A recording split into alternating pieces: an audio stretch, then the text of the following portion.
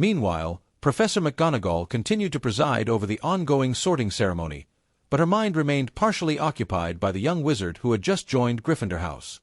She hadn't anticipated that this remarkable boy who had already impressed her even before setting foot in Hogwarts would prove to be, like herself many decades ago, a true hatstall. The term hatstall itself carried both formal weight and gentle humor within Hogwarts tradition. Officially defined as any sorting requiring more than 5 minutes, it indicated students whose personality traits and potential suited several different Hogwarts houses. Such individuals appeared perhaps once in a generation, making their presence at the school both notable and memorable. Most students who approached hatstall status, like young Granger, fell just short of the 5-minute threshold, their sorting taking 3 or 4 minutes while the hat weighed competing aspects of their character. True hatstalls were rarer, representing perhaps one student every few decades. McGonagall's own memories of her first night at Hogwarts remained vivid despite the passage of nearly 50 years. She could still recall the rising tension as the sorting hat deliberated over her fate for 5.5 minutes. The hat had wavered mainly between Gryffindor and Ravenclaw. Ultimately, it had chosen Gryffindor, though even today she occasionally wondered if Ravenclaw might have suited her equally well. This feeling had grown particularly strong during her years as head of Gryffindor House, when dealing with generation after generation of impulsive, reckless students who seemed determined to test every rule and boundary the school had. Sometimes, in her most exasperated moments, she fantasized about the peaceful scholarly atmosphere of Ravenclaw Tower. Yet throughout all these years, whenever she had questioned the decision in casual conversation, the sorting hat had maintained its original assessment with unwavering confidence. "Gryffindor was absolutely correct for you, Minerva," it would say during their occasional interactions. Counting the years made her feel old, nearly half a century since her own sorting. She had almost forgotten those memories, until tonight's events with Sherlock Holmes and Hermione Granger had torn them open. Her gaze drifted unconsciously toward the staff table, where Professor Flitwick sat observing the ceremony with his typical enthusiasm. She knew that his own sorting had been similar as well, though the hat had ultimately made the opposite choice from her own case, placing him in Ravenclaw. Over the years, this parallel experience had become a source of gentle humor between them two. They would sometimes speculate, during quiet moments between classes or over evening tea, about how different their lives might have been if the hat had chosen differently. Perhaps a more decisive young McGonagall would have found herself in Ravenclaw blue, while a more hesitant Flitwick might have worn Gryffindor scarlet. The thought of McGonagall as Ravenclaw's head of house, surrounded by bookish scholars instead of adventurous troublemakers, never failed to amuse them both. As if sensing her observation, Professor Flitwick caught her eye across the great hall and gave her a knowing smile. Clearly, tonight's hatstalls had stirred his own memories of their experience as students. McGonagall returned her attention to the Gryffindor table, where she could see Sherlock talking Percy Weasley. Whatever the boy was saying seemed to be causing Percy considerable discomfort, judging by the prefect's increasingly flustered expression and reddening ears. Percy was indeed somewhat embarrassed. Because after Sherlock heard his explanation of hatstall, he bluntly said, "That sounds basically similar to what your brothers said." Their explanation was actually easier to understand. The simple words had struck Percy a blow. Here he was, a fifth-year prefect who had spent considerable time crafting the perfect educational response, only to be told that his irresponsible twin brothers had communicated the same concept more effectively in half the time. Could this new student speak more tactfully? "I am a prefect." "Ha ha ha ha." The twins' laughter rang out with particular glee, drawing attention from nearby students and causing Percy's face to cycle through several shades of red. "Brilliant," Fred declared, clapping Sherlock on the shoulder with genuine admiration. "Absolutely brilliant." "You're definitely our kind of person, Holmes," George added with an identical grin. "Stick with us and we'll make sure you become legendary throughout Hogwarts." "Together, we could pull off pranks that would be remembered for decades," they said in unison, their eyes sparkling with mischief. Sherlock looked at them with the same expression he might use when observing particularly energetic puppies. Without gracing their recruitment attempts with a response, he turned his attention back to the ongoing sorting ceremony, clearly finding the systematic process more intellectually engaging than the twins' rebellious enthusiasm. The ceremony continued with several more students whose sortings approached the threshold of hatstall. Most noteworthy was Neville Longbottom, the round-faced boy who had provided earlier entertainment by losing and dramatically recovering his toad during the train journey. He tripped while running to the stool, then sat nervously for nearly 5 minutes before being announced for Gryffindor. The Gryffindor table erupted in welcoming cheers, but Neville's relief was so overwhelming that he forgot to remove the hat and ran off to his new house table while still wearing it. The great hall exploded in genuine laughter. Even the professors smiled as Neville realized his error halfway across the floor. He had to perform an awkward turnaround and trot back to Professor McGonagall. The contrast with the next sorting could not have been more dramatic. When Draco Malfoy was called, the platinum-haired boy approached the stool with the confident swagger of someone who had never doubted his destiny. The sorting hat had barely made contact with his hair before announcing, "Slytherin!" So quick and decisive. Watching Malfoy swagger to Slytherin to rejoin his cronies Crabbe and Goyle, Sherlock showed a thoughtful expression. Interesting, the hat's decision-making process appears to follow predictable patterns based on character clarity. From his perspective, the evening sortings were revealing fascinating data about the hat's method. Students like himself and Hermione represented complex cases requiring long consideration, while like Malfoy, those who fit so clearly into predetermined categories their decision was instantaneous. Neville fell somewhere between these extremes, complicated enough to require significant consideration, but not truly ambiguous in terms of basic character. Most other students followed the pattern established by Hannah Abbott at the ceremony's beginning, sorted within 30 to 45 seconds, with occasional cases extending to 2 or 3 minutes for students who possessed notable but not overwhelming traits from multiple houses. The distribution followed classic statistical patterns, few cases at either extreme, with the vast majority clustering around the median sorting time. From a scientific standpoint, it demonstrated that truly exceptional individuals were statistical outliers, while most people possessed relatively straightforward personality that aligned clearly with one particular house's values. The ceremony continued under Professor McGonagall's guidance, each name called, each new student welcomed to their house with appropriate celebration. The rhythm had become almost hypnotic: name, walk, hat, house, applause, repeat, until she called out a name. Harry Potter. The great hall, which had been maintaining a background murmur of conversation during the routine sortings, fell into absolute silence. Every head turned toward the small group of remaining first-years. Hundreds of pairs of eyes were searching for the most famous young wizard in the world. When Harry stepped forward from the reduced line of unsorted students, the silence shattered into an explosion of whispered exclamations and gasps of recognition. The temperature in the hall seemed to drop several degrees as the collective intake of breath created a shift in the atmosphere. Potter? Did she really say Potter? Is that actually Harry Potter? The Harry Potter. Look. You can see the scar if you squint hard enough. Don't be ridiculous. Nobody could see that clearly from this distance. But it has to be him. Who else would cause this kind of reaction? The excited whispers rolled through the students like waves, creating a buzz of anticipation unlike anything the evening had yet produced. Even students who had been paying minimal attention to the ceremony suddenly focused intently on the small, dark-haired boy making his way toward the sorting stool. The Weasley twins, naturally unable to resist, immediately turned their attention to Sherlock with expressions of keen interest. "Holmes," George said with excitement, "we heard you became quite friendly with Potter during the train journey?" Fred leaned closer. "Since you know him well, which house do you think the sorting hat will choose for him?" For once, Percy made no attempt to stop his brother's questioning.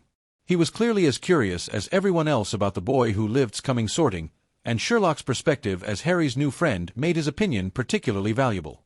"The hat will take quite a long time," Sherlock answered without hesitation. "But the final result will definitely be Gryffindor." His certainty type of tone caught everyone off guard. The twins exchanged glances of surprise, while Hermione leaned forward with obvious curiosity. "Why are you so confident?" she asked. "Yes, what makes you so certain?" The twins spoke in unison. Their conversation had attracted attention from nearby Gryffindors, who moved closer to hear Sherlock's reasoning. If Harry Potter really came to Gryffindor, it would definitely be wonderful news, but they wanted to understand the basis for such a bold prediction made before the hat had even touched the famous boy's head. What made Sherlock confident enough to make this judgment before the sorting? Of course, it was based on personal experience with the sorting hat's decision-making process, though he chose to share only the essential conclusion rather than revealing the full depth of his reasoning. The hat shows some respect for personal preference when a student possesses qualities suitable for multiple houses, he explained. Based on my observations of Harry's character and preferences, he could theoretically be placed in Hufflepuff, Gryffindor, or Slytherin, with the latter two being slightly more probable due to specific personality traits. He paused, allowing his audience to absorb this assessment before delivering the crucial detail. However, Harry himself doesn't want to go to Slytherin House. Given that the hat considers student preference as a significant factor in marginal cases, the logical conclusion is Gryffindor. The surrounding Gryffindors exchanged uncertain glances.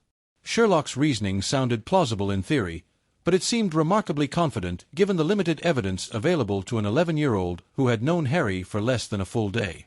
The twins, never ones to accept simple explanations without probing deeper, tried to probe for more detailed reasons.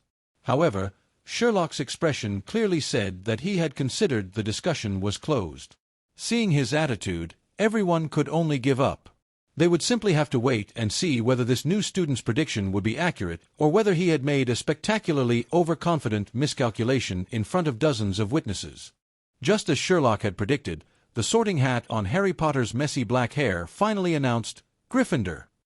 The announcement rang through the great hall like a bell, cutting through the tense silence that had fallen for nearly 5 minutes, only slightly shorter than Sherlock's own sorting session.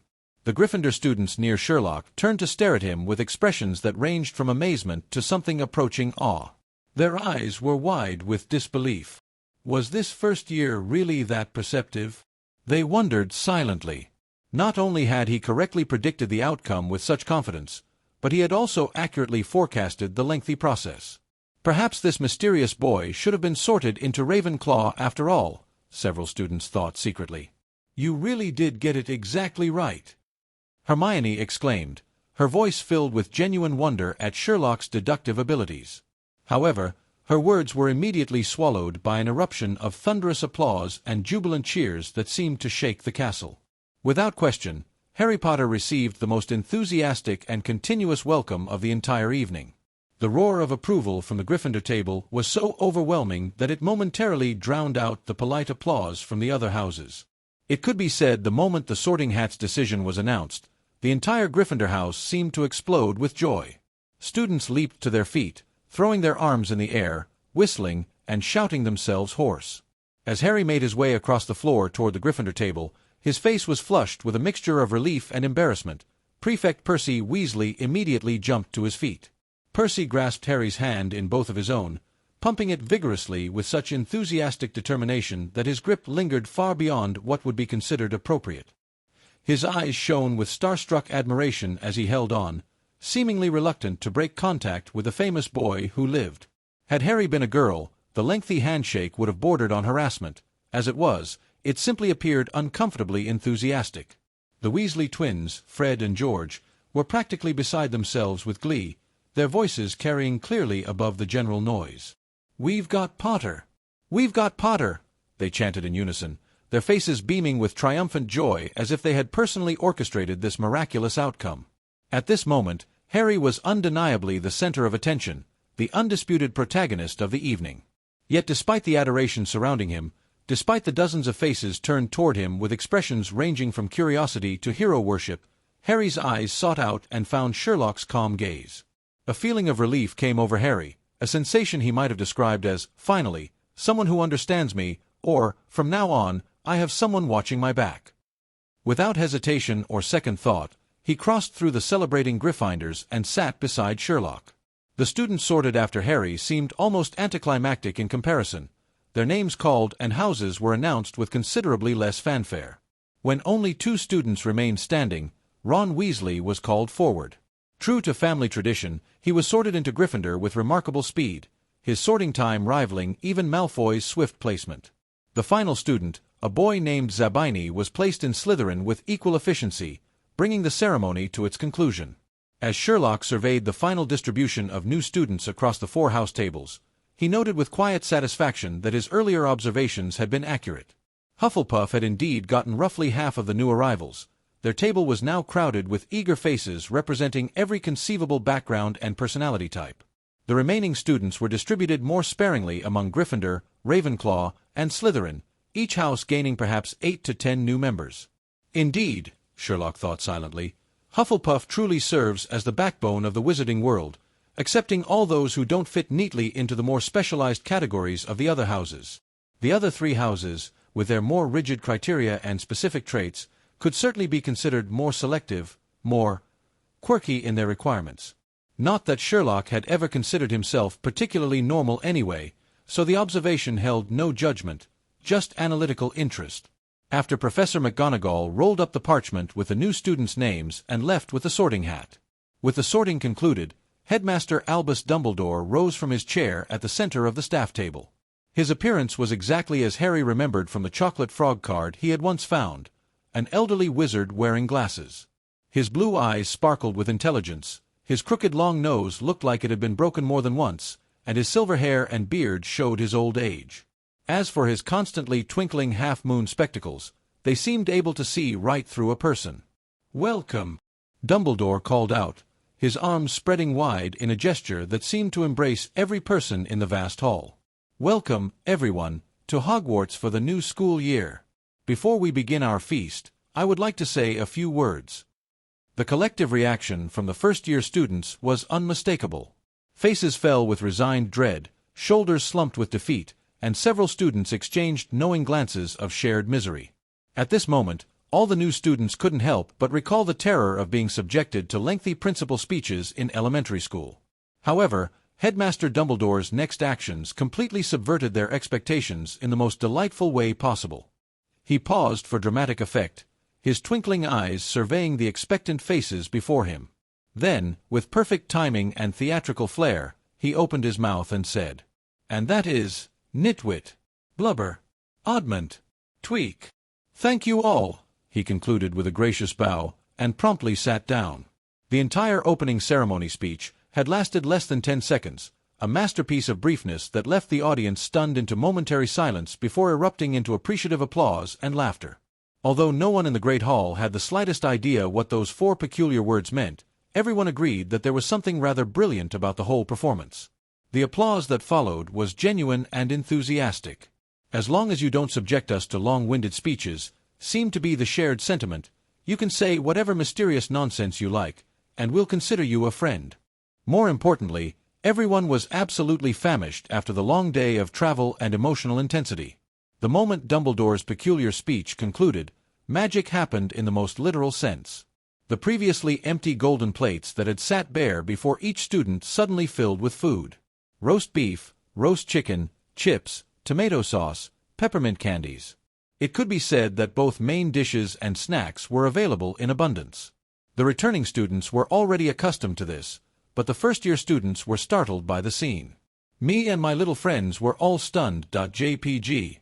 Without needing any instruction or encouragement, everyone began to eat with the enthusiasm of people who had been anticipating this moment for hours. "Sherlock," Harry said quietly, leaning toward his new friend while keeping his voice low enough to avoid drawing attention from the enthusiastic eaters around them, "do you think he's, well, a bit eccentric?"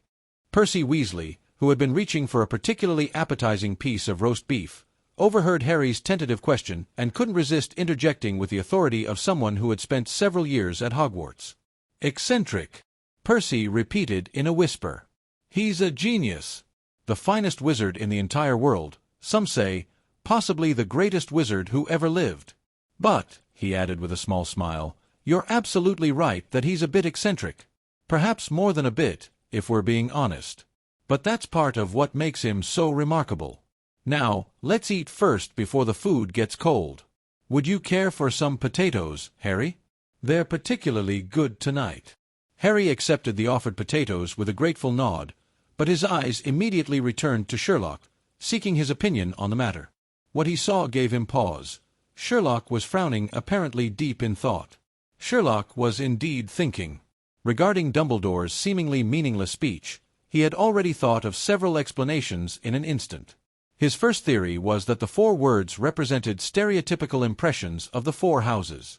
Hufflepuffs dismissed as harmless nitwits, Ravenclaws reduced to blubbering bookworms who fell apart when faced with real-world problems, Slytherins viewed as mere oddments, curiosities to be observed but not taken seriously, and Gryffindors characterized as tweaked, their bravery twisted into reckless stupidity. Alternatively, the words could represent the complete opposite of each house's defining characteristics, a kind of inverse description that highlighted what each house was not. Ravenclaw wisdom contrasted with nitwit, Gryffindor courage contrasted against blubber, Slytherin cunning and ambition set against oddment, and Hufflepuff integrity and kindness opposed to tweak. A third possibility intrigued him even more. Perhaps the words represented how each house viewed the others. Ravenclaws, proud of their intelligence, might indeed consider everyone else to be nitwits. Gryffindors, valuing courage above all else, might see students from other houses as crybabies and cowards who blubber when faced with danger. Slytherins, with their emphasis on pure blood and noble heritage, might well consider students from other backgrounds to be worthless oddments. And Hufflepuffs, with their appreciation for balance and kindness, might view the more extreme personality traits of the other houses as twisted or tweaked beyond healthy proportion. Each interpretation had merit, and Sherlock sent them all away for future consideration. The beauty of the puzzle was that it didn't require immediate solution. He had 7 years at Hogwarts to observe and test his theories. But regardless of the deeper meaning behind Dumbledore's words, the immediate reality was that after a full day of travel, emotional intensity, and new experiences, the students were genuinely starving. The magical food in front of before them was not only abundant but genuinely excellent, representing a level of culinary sophistication that was particularly impressive considering Britain's somewhat notorious reputation for bland cuisine. Sherlock, while not particularly invested in food under normal circumstances, found himself appreciating the quality of the meal.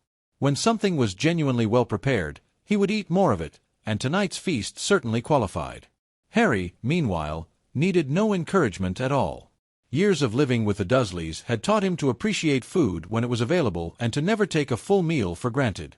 While his relatives had never allowed him to actually starve, they had certainly never allowed him to eat his fill either. The food in front of him now felt like a dream come true, and he tried every single dish within reach, savoring flavors he had never experienced and quantities he had never been allowed. The magical nature of the feast continued to manifest in small ways throughout the meal. As plates emptied, they refilled themselves automatically. Spills vanished before they could stain clothing or tablecloths.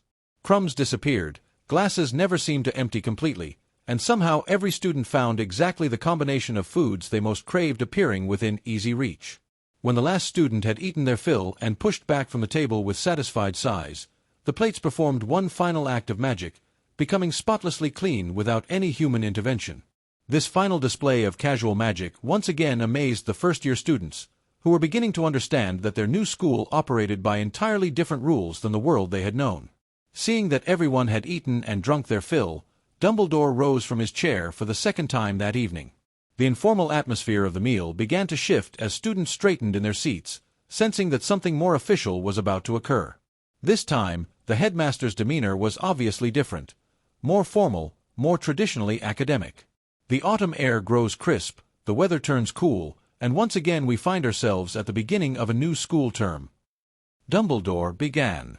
In the year ahead, I hope that each of you will continue your efforts to excel, constantly working to improve your understanding of both magical theory and practical application. Study diligently, practice faithfully, and strive to achieve excellent results when the term concludes. Our senior students must hold themselves to the highest standards, taking the lead in following school rules and regulations, and setting exemplary behavior for our newly enrolled first-year students to follow. Our new students should follow in their predecessors' footsteps, forging ahead with courage and determination, working together to build Hogwarts into the finest magical institution in Europe and, indeed, the world. Finally, on behalf of the school administration, I must present several important requirements for all students, but particularly our new arrivals. First, you must carefully observe all school discipline and regulations. This includes refraining from performing magic in the corridors between classes, and absolutely avoiding both the Forbidden Forest and the corridor on the right side of the 4th floor, both of which are strictly off-limits for your own safety. Second, I encourage you to participate actively in school activities, including applying for Quidditch team evaluations when the time comes, and bringing honor to your respective houses. Third, work diligently to improve your house's collective standing and reputation throughout the school. And now, Dumbledore concluded with a smile that was simultaneously warm and slightly mischievous, the headmaster will personally conduct and lead everyone in singing our beloved school song together. The first 2 points of Dumbledore's speech had been received with the appropriate mixture of attention and resignation that students typically show toward announcements. However, the moment he mentioned singing the school song together, Sherlock's eyes caught something fascinating, every single member of the teaching staff smiles immediately froze. Something was fishy. When Dumbledore mentioned singing the school song together, all the other teachers except him looked somewhat unnatural. Sherlock instinctively felt there was something strange about this. Soon, he understood the reason.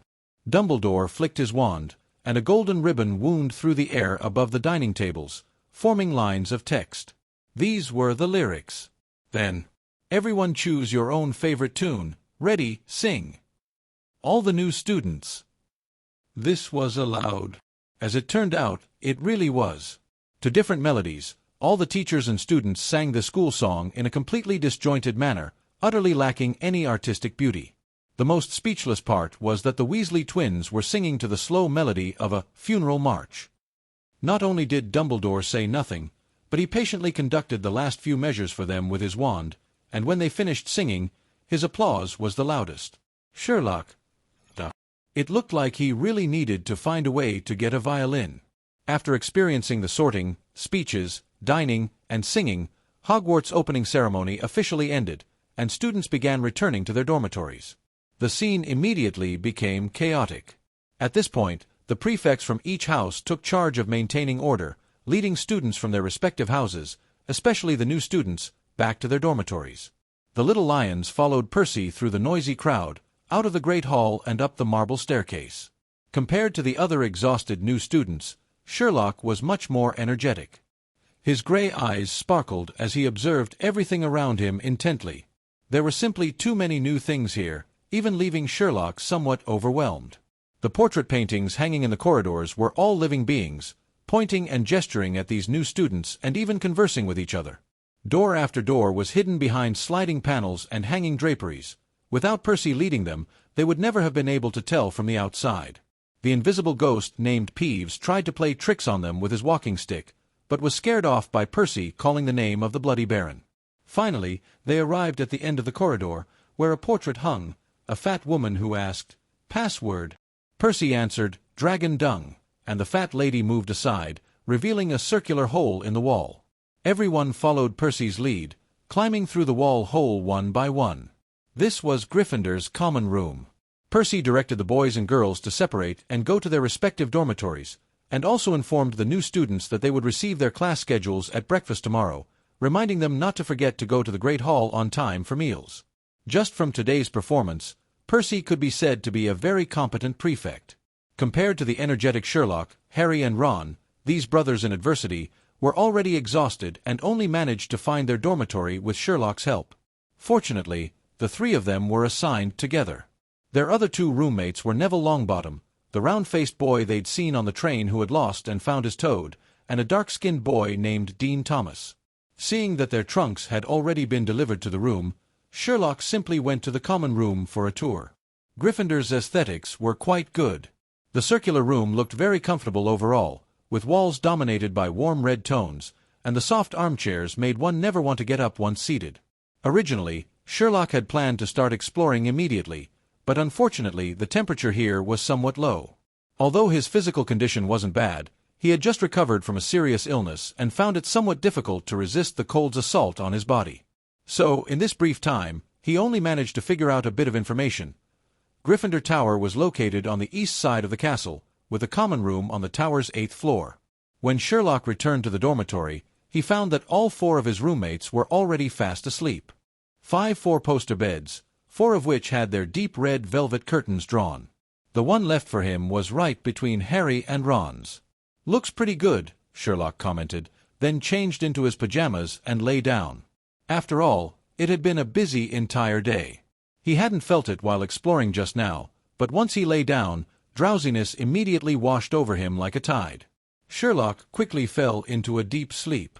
The night passed without incident. The next morning, Sherlock opened his eyes to find his 4 roommates still fast asleep. He hadn't originally intended to wake them, but the noise he made getting up immediately roused Harry. Growing up in the Dursley household had taught Harry to wake at the slightest sound. Seeing his would-be big brother getting ready to go, Harry quickly got up and asked, "Sherlock, where are you going?" When he heard that Sherlock was going for morning exercise, Harry hesitated for a moment before deciding to go with him. "A wise decision," Sherlock said with satisfaction. A healthy body and a clear mind are the prerequisites for solving all problems. Harry nodded repeatedly. He had become increasingly aware of this point since meeting Sherlock.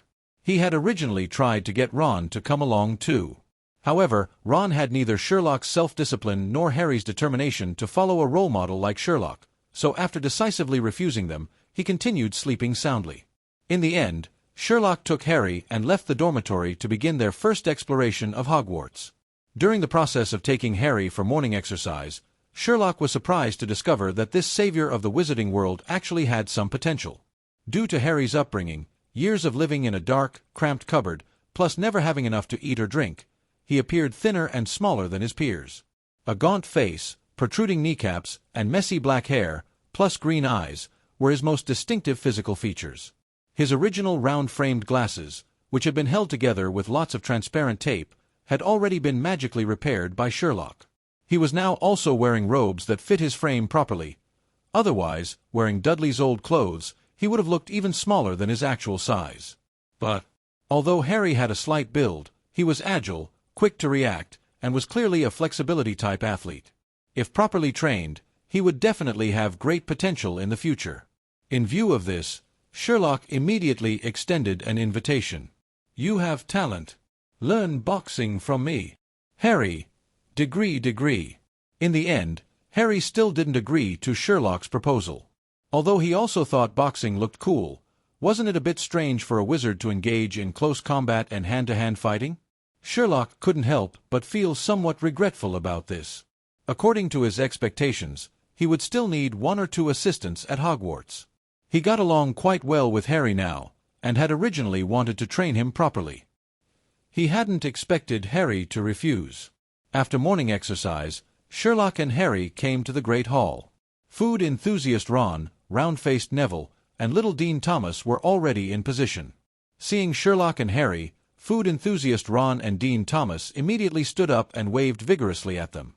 "Sherlock, Harry, over here, over here." When the two walked over, Ron said proudly, "I saved seats for you."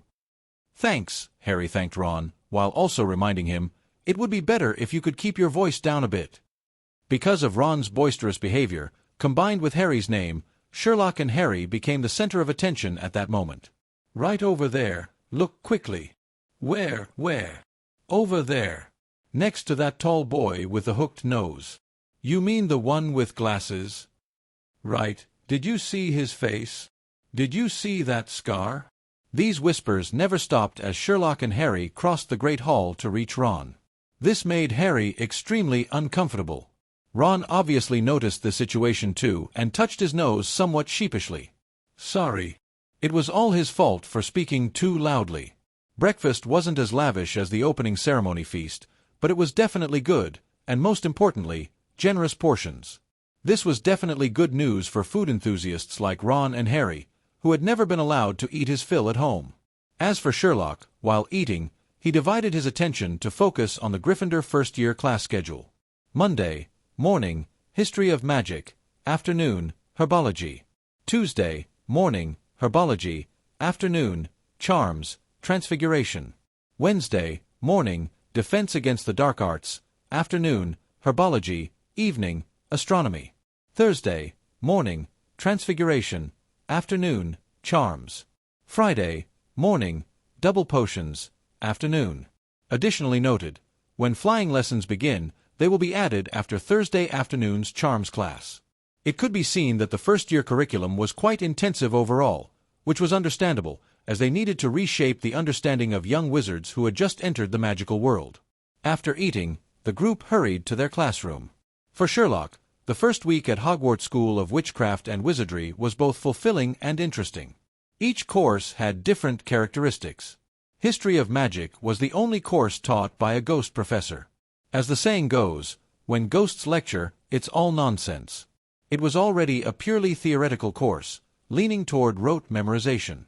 Combined with Professor Bin's characteristically monotonous and dull ghostly voice reading directly from the textbook, the result was that this course became even more dry and boring. Almost all students just drowsily jotted down names and dates. Only 2 people were exceptions. One was Hermione, who had already begun to show the characteristics of an academic overachiever in the very first class. Listening attentively, taking careful notes, actively answering questions. Well, not that last one, because Professor Binns didn't ask any questions. The other was Sherlock. He was full of interest in the wizarding world.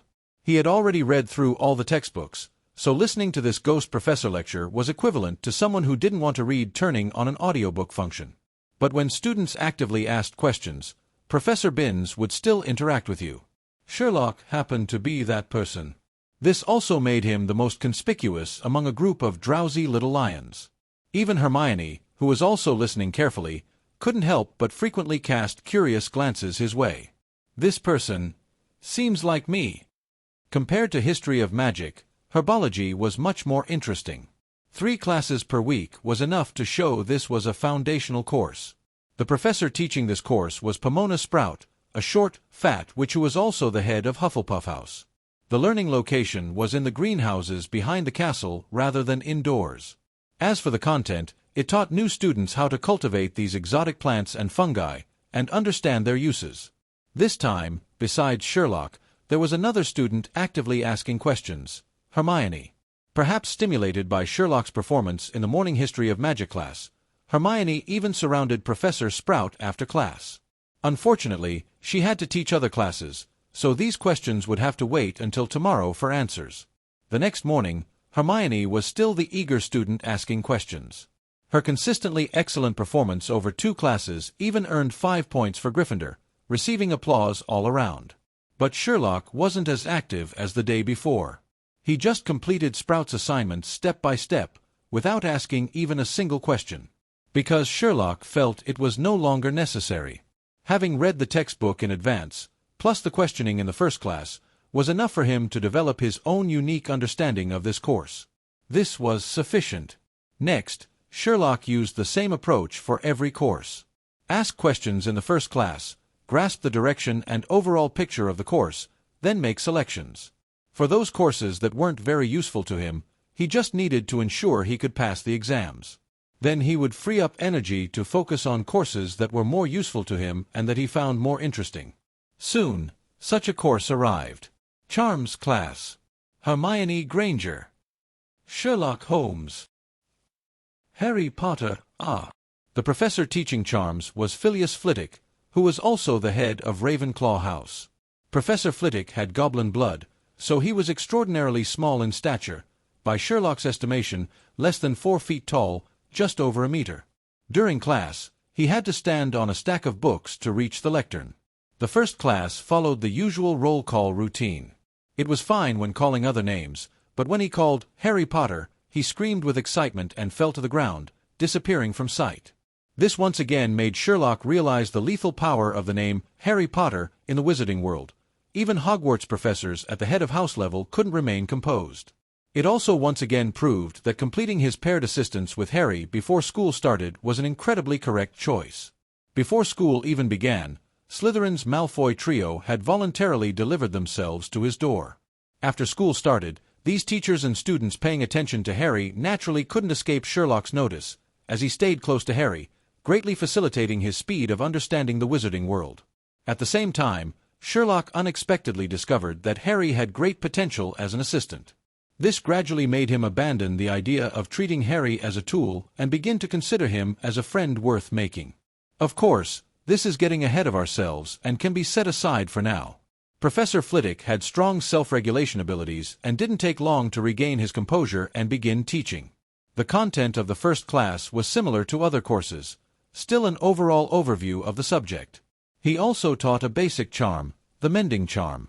This was precisely the charm that Sherlock had used on Harry's glasses aboard the Hogwarts Express. The repairing charm is an extremely practical spell that can restore most damaged objects. Sherlock's performance in his first charms class was just like in his other subjects. He continuously questioned Professor Flitwick. As with his other courses, his goal was to gain a comprehensive understanding of the subject. Professor Flitwick was unexpectedly enthusiastic about studious wizards, so Sherlock not only achieved his intended goal but even gained additional benefits. He learned a very useful new spell from Flitwick, the warming charm. As the name suggests, a single casting would make one's entire body warm and toasty, as if wearing thermal clothes. This was extremely practical for Sherlock, who was still recovering from his recent illness and dealing with this damp, cold weather. The other students could only envy him. After all, students who could skillfully master and apply the repairing charm in their first class were already few and far between. Besides Sherlock, only Hermione and a few others could manage it. But even Hermione found herself lacking the energy to learn new spells, despite her willingness. This made her secretly clench her small fists. "Holmes, I won't lose to you." Tuesday afternoon's charms class was immediately followed by Transfiguration, making the schedule rather tight. This was especially true for Gryffindor students. The main reason was Harry. Compared to the enthusiasm shown during breakfast in the Great Hall, the crowd of onlookers' behavior was even more excessive. Students without classes lined up in long queues outside the classroom, each standing on tiptoe, wanting to catch a glimpse of the hero who had defeated the Dark Lord as a mere infant. In the corridors, these students' behavior was even more exaggerated. Even after walking past Harry, they would turn back and stare at him intently. If it weren't so rude, they would have even wanted to get close and see what Harry's lightning bolt scar actually looked like. Harry sincerely hoped they wouldn't do this, because the path to the classroom was already difficult enough. First-year students not knowing the way was one thing, but Hogwarts paths were inherently hard to navigate. The routes here changed constantly. Some staircases led to different places at different times. Some steps would suddenly disappear halfway up, forcing people to remember where to jump, and some doors weren't real doors at all, but solid walls disguised as doors. Even the people in the portraits constantly visited each other, making it impossible to use them as reference points. Everything was in constant motion, making it extremely difficult to remember where things were located. The students' intense focus on Harry only made this difficulty worse. "Sherlock, you're amazing." After Sherlock led Harry and Ron quickly through the disobedient staircases, jumped over 2 missing steps, circumvented the mischievous Peeves, and finally opened what looked like a non-door in the correct way, Harry couldn't help but express his sincere admiration. "How did you manage to remember such a complex route?" Sherlock smiled slightly. "Actually, you could do it too." "Me?" Harry pointed at himself, looking completely bewildered. "Yes, dear Harry. I've actually told you many times, what you and I see is no different, so what I can do, you can do too." "That's impossible." Before Harry could respond, Ron interjected. "As far as I know, no first year in the entire house, no, the entire school, can remember all the correct routes to classrooms like you do. Even including the upper-year students, probably only George and Fred could manage it." Harry nodded repeatedly, clearly agreeing with Ron's assessment.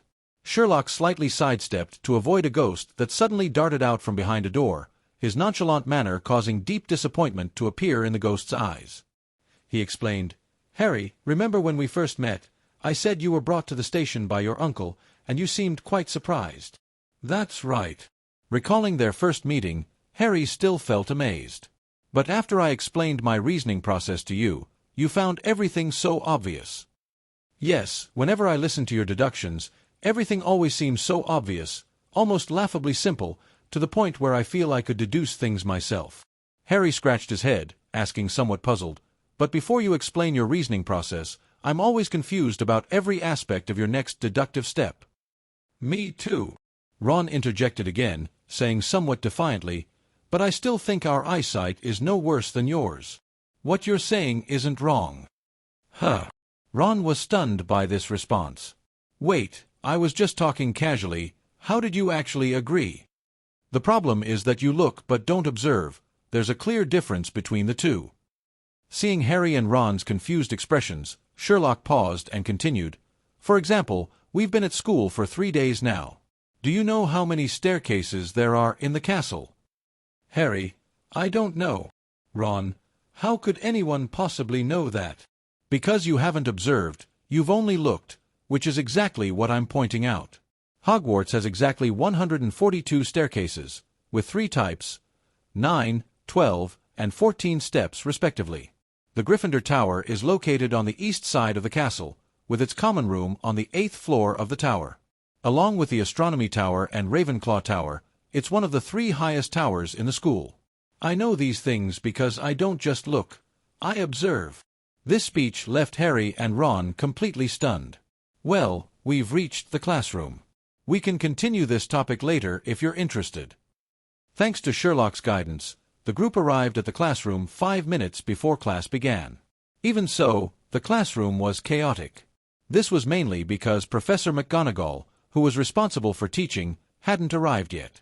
She was the head of Gryffindor House and deputy headmistress of Hogwarts, known for being both strict and fair.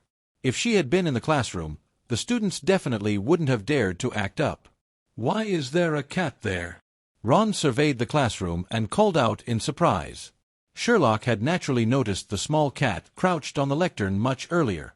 After staring at the cat for a few seconds, a meaningful smile appeared at the corner of his mouth. "Harry, can you guess where this cat came from? Maybe it's Professor McGonagall's pet?" Harry answered somewhat uncertainly. No. Perfect. Let me demonstrate the process of forming deductions through observation. Under the surprised gazes of nearby students, Sherlock strode to the lectern and grabbed the small cat by the scruff of its neck, lifting it up.